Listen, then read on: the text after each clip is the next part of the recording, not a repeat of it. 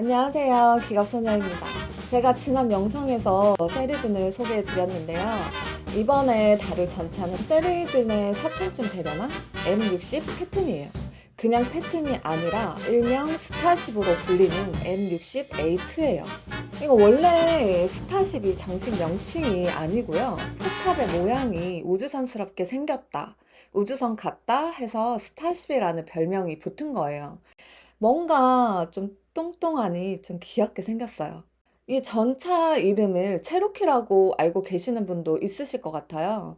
아주 옛날에 일본의 프라모델 회사 타미야가 M60A2의 모델을 내놓으면서 체로키라는 이름을 붙인 적이 있는데 그걸 우리나라 아카데미사가 그대로 들여오면서 체로키라는 가짜 이름까지 들여왔어요. 근데 이것도 나름대로 이해할 만한 사정은 있었어요. 사실 M60 전차가 이름이 없거든요. M48 패튼을 개량해서 만든 거라 슈퍼 패튼이라고도 불리고 그냥 패튼이라고도 불렀어요. 근데 프라모델 회사로서는 좀 난감한 거죠. M48도 패튼, M60도 패튼, M60A2도 패튼이면 소비자들한테 물건을 팔 때 좀 헷갈릴 것 같아요. 그래서 M60에는 샤이안, M60A2에는 체로키라는 얼토당토 않은 이름을 붙인 거예요. 아니, 근데 최소한 미국이 무기에 이름을 붙이는 간습 정도는 따랐어야 하지 않나요? 미국은 전차 이름을 붙일 때 과거 유명했던 장군들의 이름을 붙이잖아요. 체로키나 샤이안 같은 원주민 부족의 이름은 탱크가 아니라 헬리콥터에 붙이고 있죠. 아파치, 이로커이, 치누크 뭐 이런 식으로. 그러면 미국은 왜 멀쩡히 잘 쓰던 M60에 왜 이런 변종을 만들었을까? 당시 새롭게 개발해서 세리든 전차에 적용했던 152mm 포발사 미사일에 미국은 엄청 매료되어 있었어요. 그래서 경전차인 M551 세리든 말고도 중형 주력 전차였던 M60에도 이 포발사 미사일을 달자는 생각을 하게 돼요. 이때는 미국이 미사일 만능주의에 쩔어있던 시대였죠. F4 팬텀 전투기에 미사일이 있으니 기관포는 필요 없다면서 떼내던 시절이었는데 M60A2에는 바로 그 미사일 만능주의 탱크판이었던 거죠. 당시 미국과 서독은 소련의 기갑 전력에 대응하기 위해서 MBT-70이라는 신형 주력 전차를 개발하고 있던 중이었는데 그때까지 땜빵으로 쓸 수 있는 전차가 필요했어요. M60 전차에 152mm 포발사 미사일을 달아서 공격력을 높이면 충분히 쓸 수 있겠다는 계산을 하게 되죠. 그래서 포탑도 새로 설계하고 전차장용 기관총 안전장치를 달고 당시 전차로서는 완전히 상식을 깨는 최후화 옵션의 전차를 만듭니다. 특히나 포탑 디자인이 아주 파격적이었어요.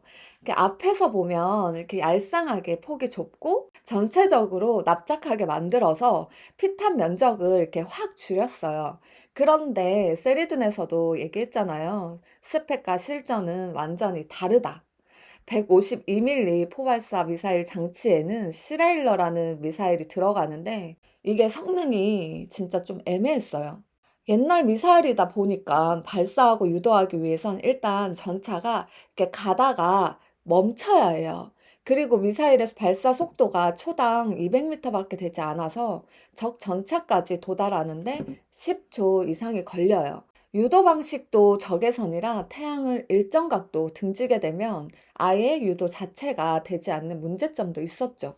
미사일을 쏘고 10초 넘게 가만히 조준하고 있는데 만일에 적전차가 그걸 발견하고 포를 쏴버리면 그냥 다 어이없이 죽는 거겠죠? 대전차 포탄의 속도는 대략 초당 1170m? 거의 5배 빠르니까요.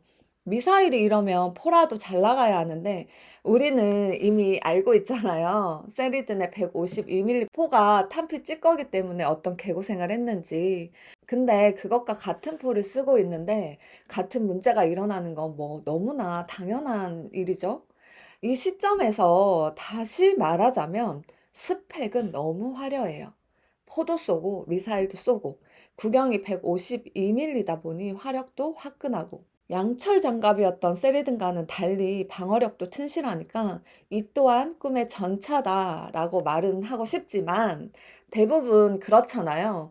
꿈은 꿈이고 현실은 현실이다. M60A2의 스타쉽은 있는 그대로 보여지네요.